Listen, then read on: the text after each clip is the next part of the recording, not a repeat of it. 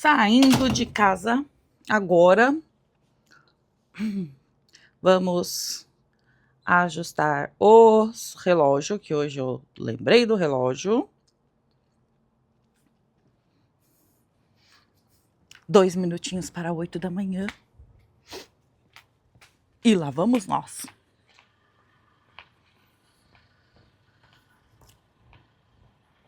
Não sei por que eu pus um chiclete na boca. Tô meio problemática hoje. Ihu!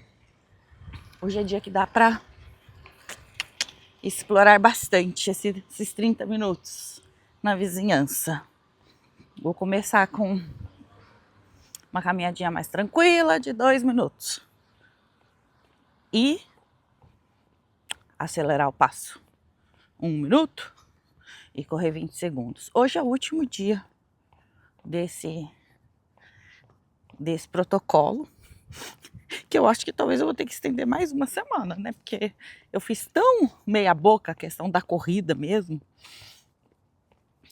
Mas eu já falei pra vocês param de me julgar, hein? Você tá indo? Você tá indo correr? Você levantou o popô da cadeira, do sofá, da cama, saiu 30 minutos do celular, entendeu? Ou só trabalhou o dia inteiro, que nem uma louca, condenada, né? Vi um post hoje de manhã que dizia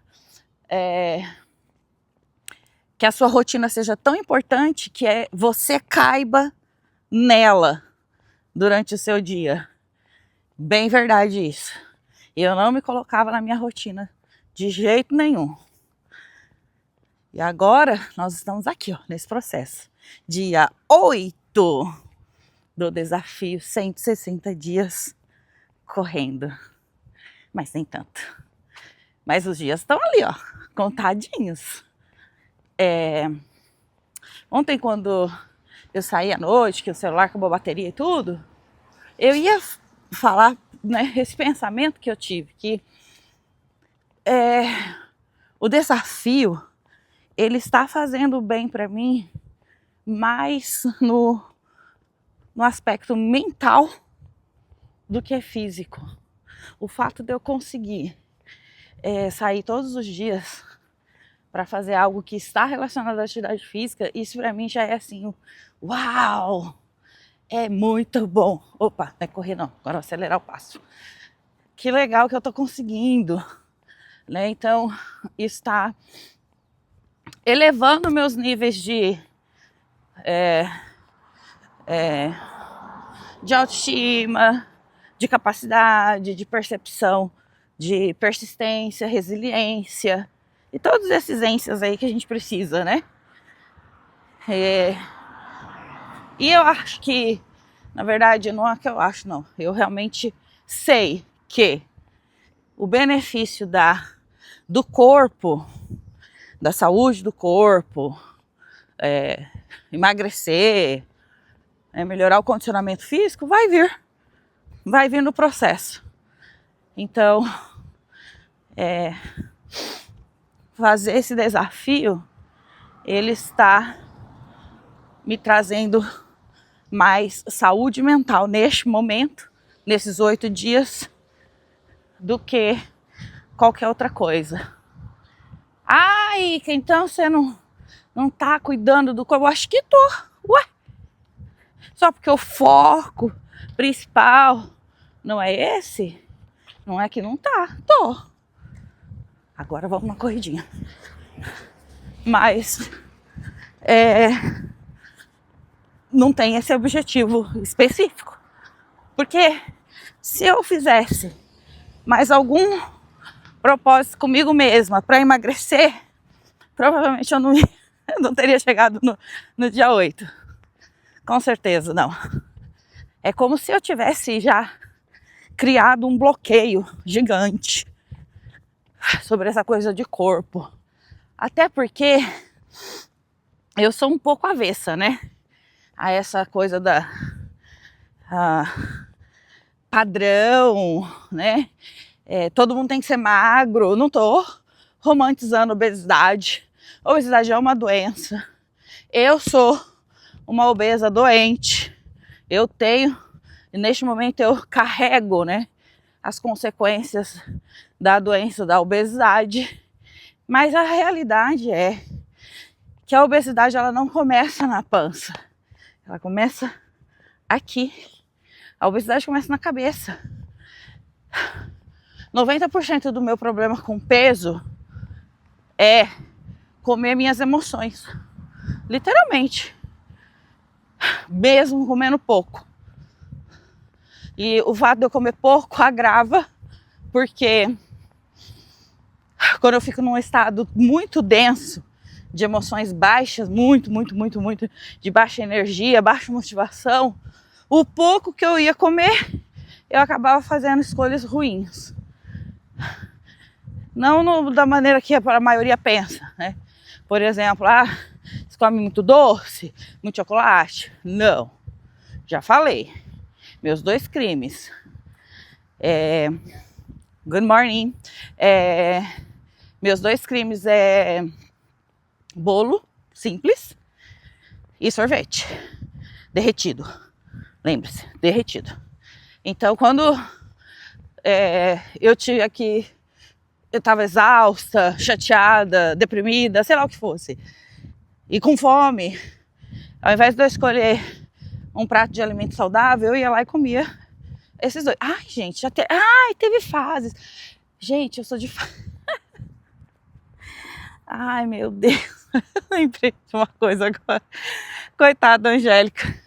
A Angélica morou comigo 4 anos aqui, ela penou na minha mão. Eu também na dela, tá?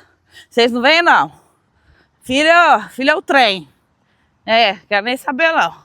Ela me deu muito espinho no pé nesses 4 anos também.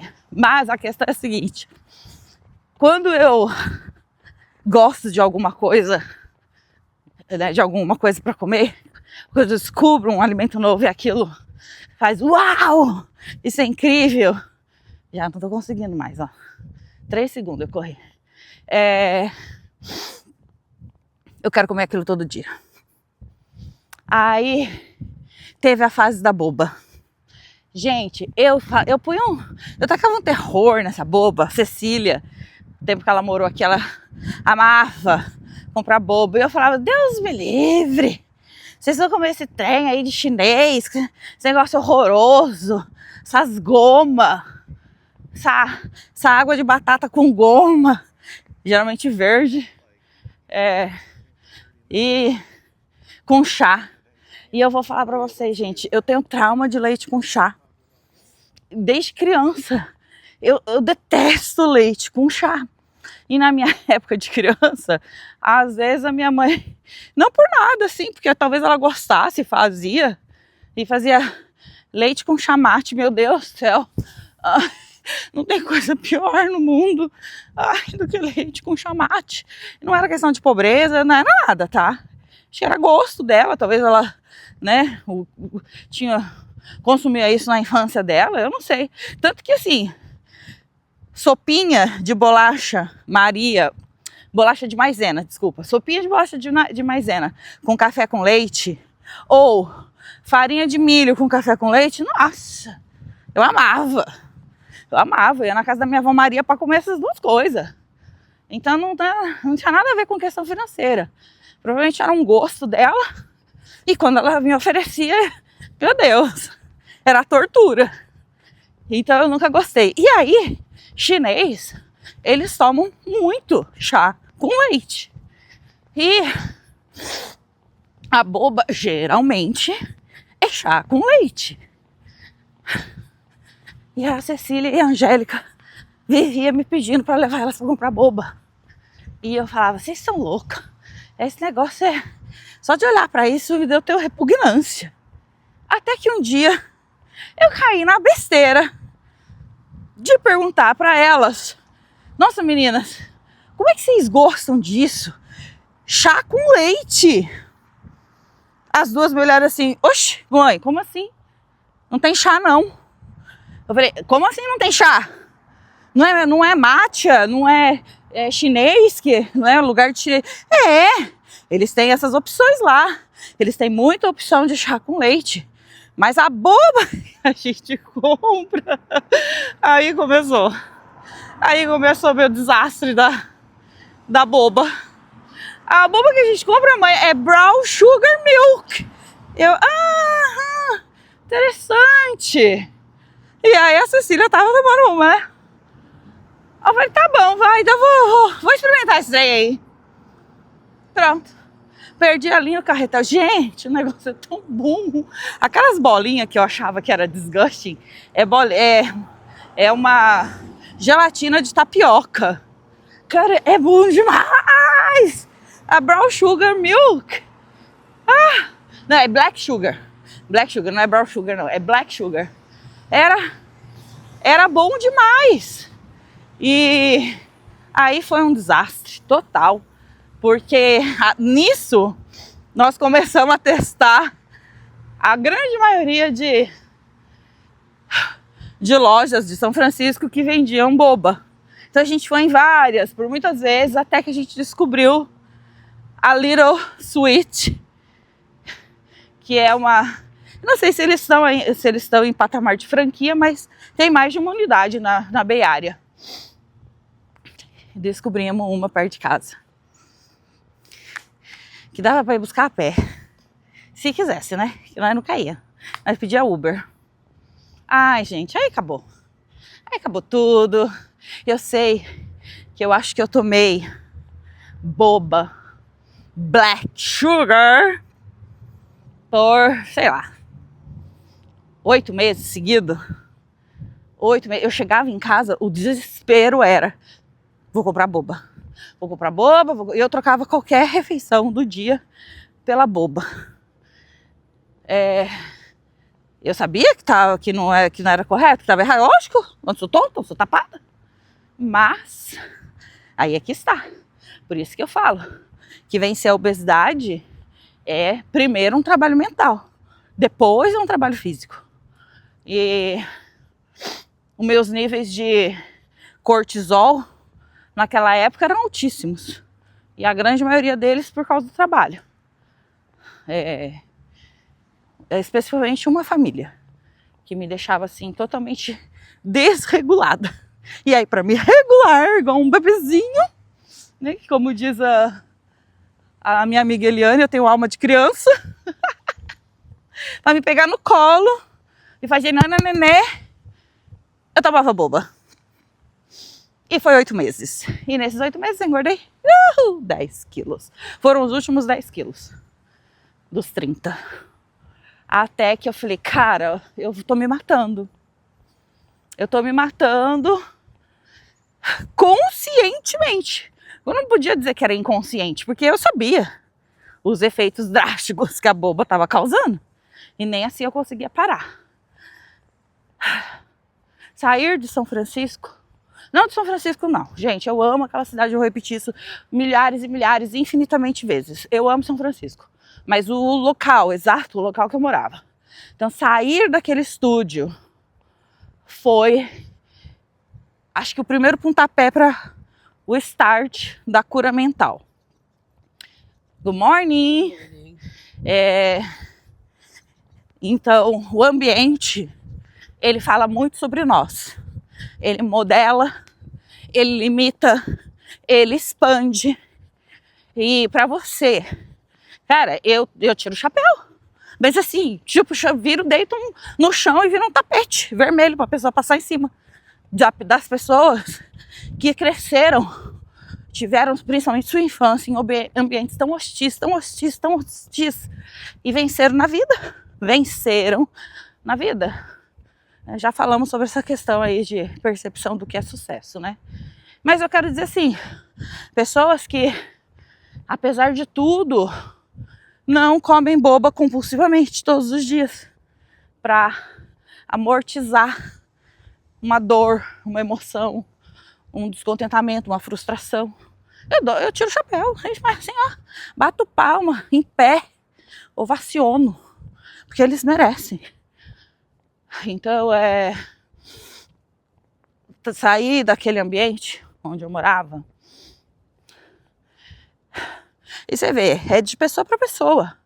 Tem uma pessoa morando lá agora, que eu tenho contato com ela, e eu falo, às vezes eu pergunto, né, e aí, como é que tá? Ela fala, Ica, tá tudo bem. Para mim tá ótimo morar aqui. É a percepção. É por isso que eu aprendi isso com o meu mestre. Eu chamo ele de mestre por quê? Calma, gente, não tô pondo ninguém no lugar de Jesus, não. Para de paranoia. Para de ser doido. É simplesmente porque ele é realmente um mestre, é uma pessoa que me ensina, né?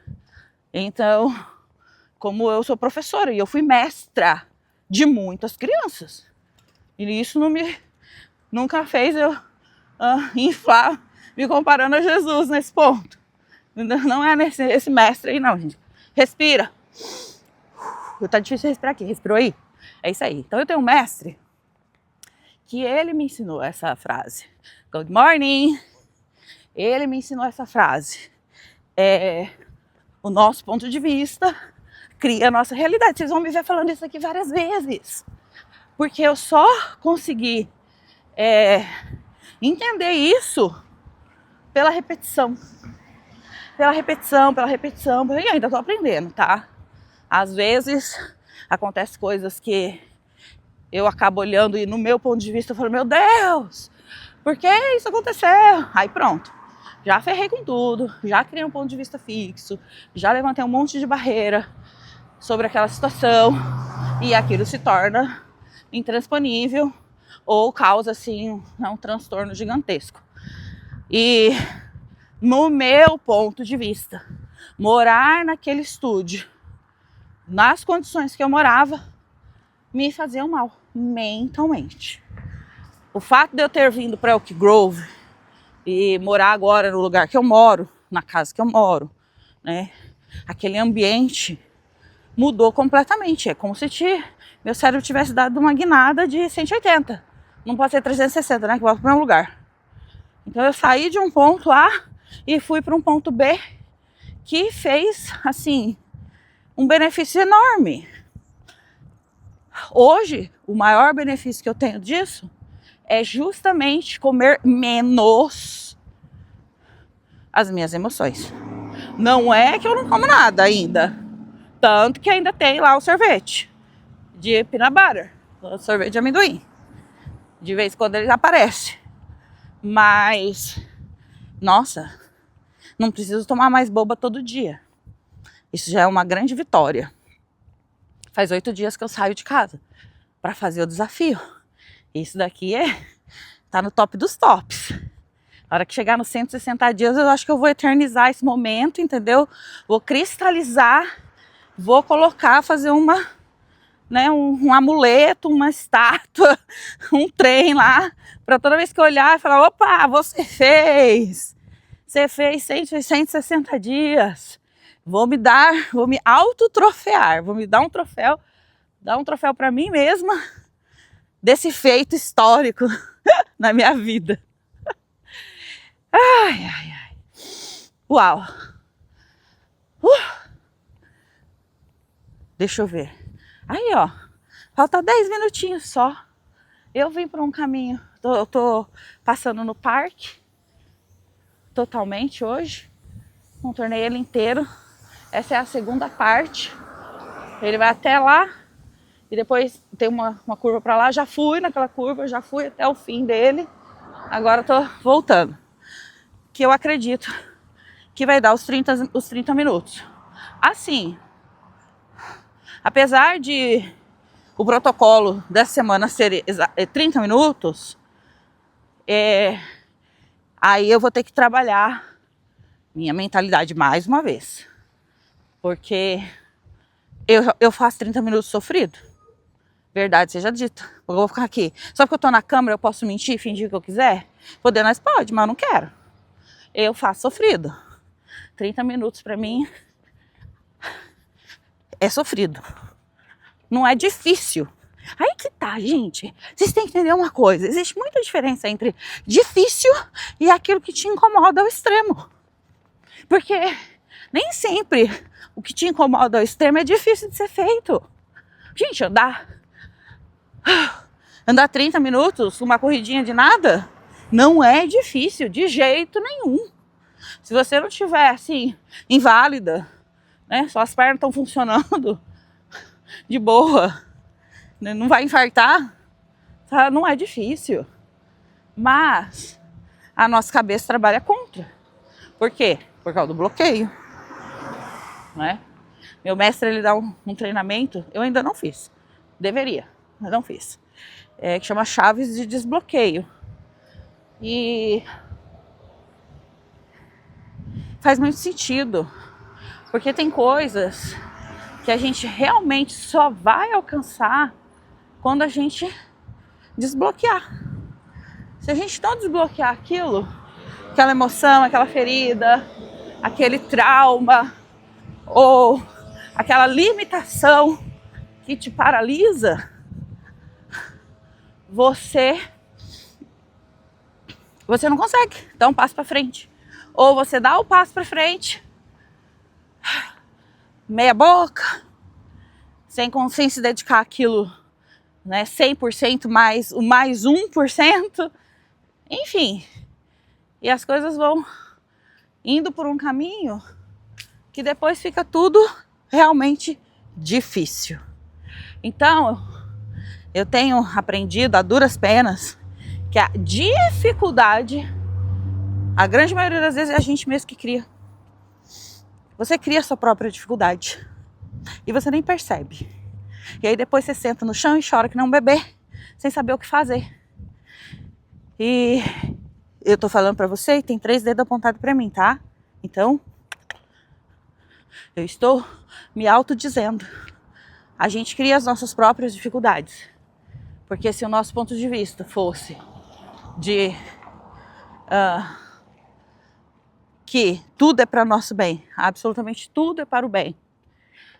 Não importa olhar para as circunstâncias sem um olhar de julgamento, sem olhar se é bom, se é ruim, se é certo, se é errado, se ajuda ou se atrapalha.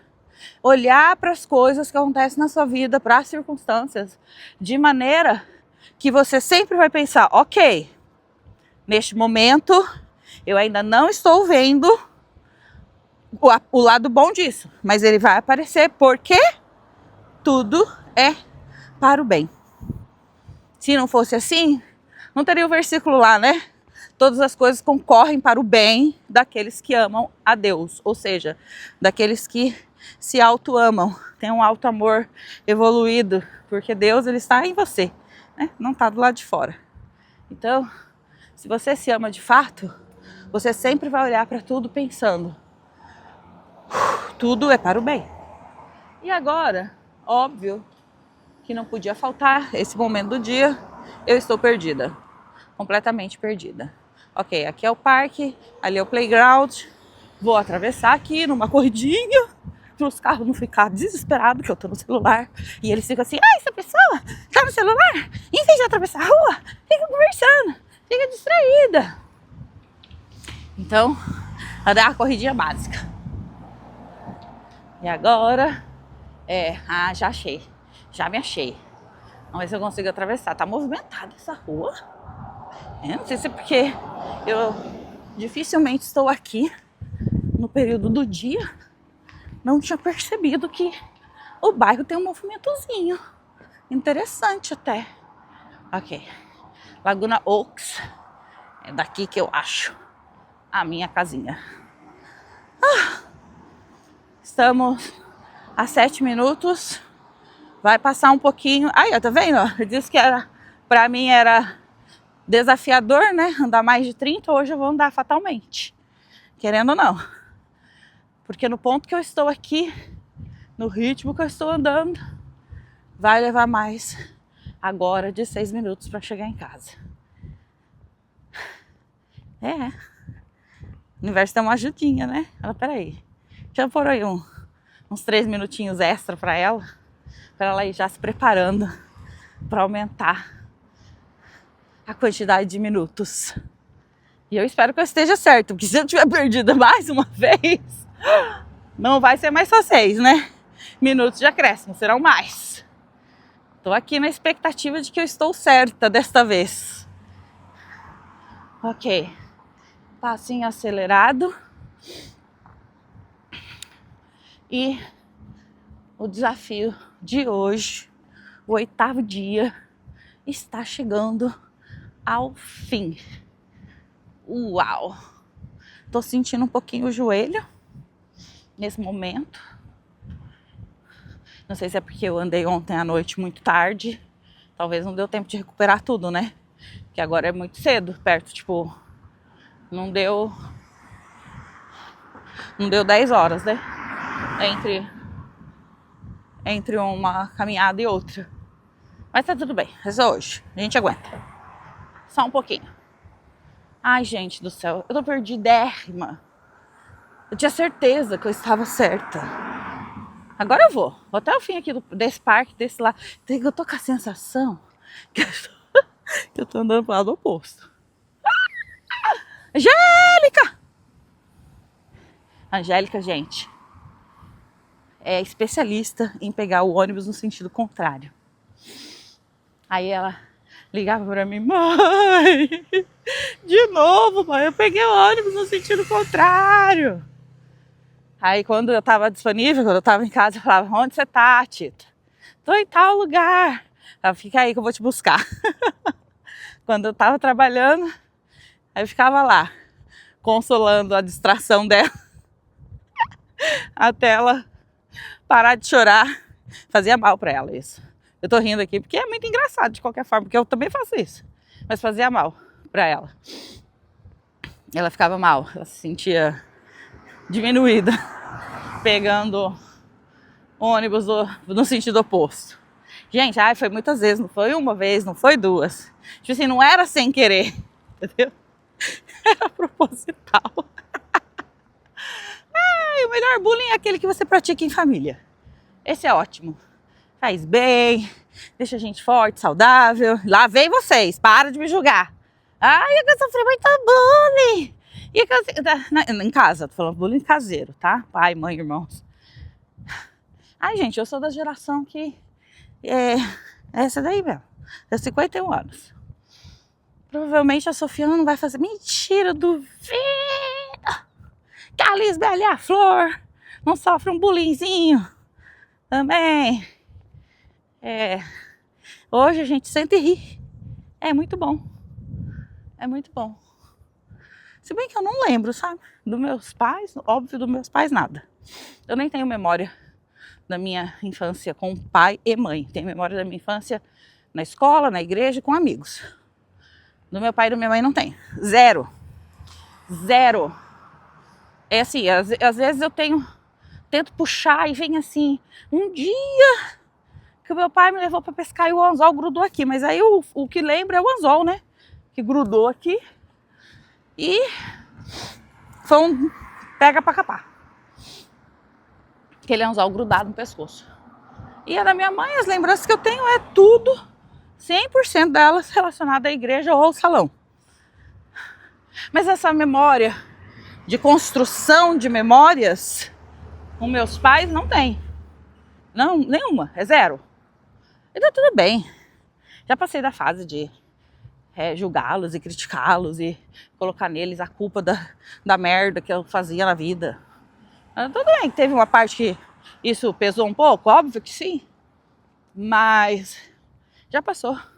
Acho que uma das coisas mais gostosas, mais libertadora que existe em relação a emoções é o perdão. Você perdoa, você fica livre daquele peso. Você assim, nossa, isso não me pertence. Porque o fato dos meus pais terem, né, tido esse comportamento ausente nesse sentido de criar memórias, fazer coisas junto, cara, eles estavam sendo pais a primeira vez, né? Tá tudo bem. Provavelmente eles estavam reproduzindo, né? Eu tenho certeza absoluta que hoje eu tenho certeza absoluta que nunca foi sobre amor. O amor dos meus pais por mim é incondicional. Então, eles deram o melhor deles na condição que eles tinham para me dar o melhor. E é isso aí. E tá tudo bem. Uau! 1 minuto para acabar o desafio. eu estou entendendo aonde eu estou, mas eu acho que acho que eu me achei. 30 minutos. Até amanhã.